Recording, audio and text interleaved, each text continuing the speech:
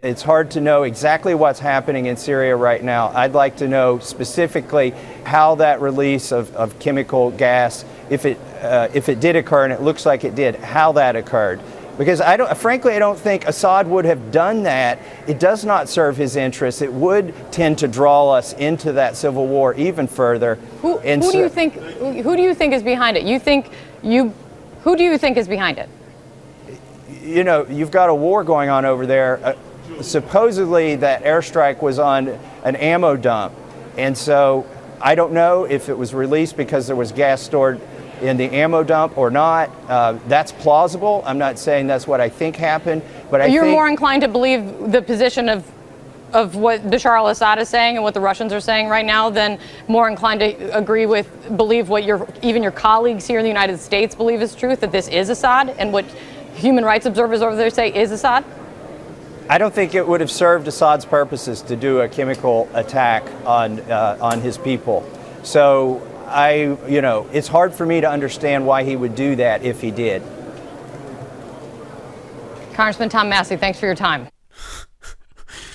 That video is worth multiple reviewings for all of the multiple WTF moments during that interview where the anchor is just speechless, just absolutely aghast that anyone, including a U.S. congressman, could possibly doubt the veracity of this story, for which we have precisely zero actual evidence. So definitely worth rewatching, and it does come from our friends at The Anti-Media on a post CNN anchor speechless after Congressman questions Syria chemical attack story. So that's at theantimedia.org, but I got it by way of the comments in the U.S. strike Syria, Russia set to respond open source investigation that we're running right now on the Syria strikes.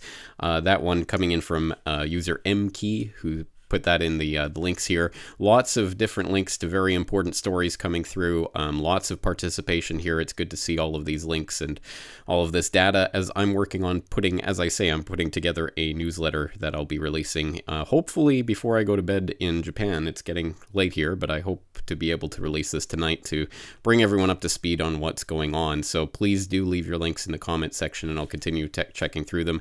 Another very valuable one coming from Voice of Araby, who left this note about the USA notified Russia as part of the Safe Skies agreement about this particular strike, but Russia just responded by stopping that agreement, so this can never happen again. The next time Russia detects a flying object over Syria, it can shoot it down and turn around and say, oops.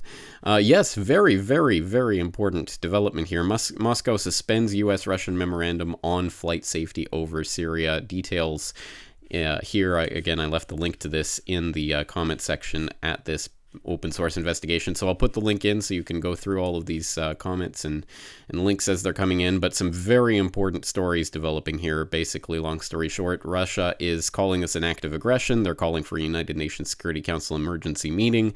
They've suspended their agreement, their memorandum on flight safety over Syria with the U.S. And that does mean that the next time there is any sort of strike, Russia can and probably will respond militarily to to intercept the missiles or whatever may be going over Syrian airspace. Extremely perilous indeed. Just gets more hair-raising by the second. So please do keep track of it. As I say, I'll be releasing this newsletter hopefully in the next few hours. So stay tuned to CorbettReport.com for that. James Corbett, CorbettReport.com.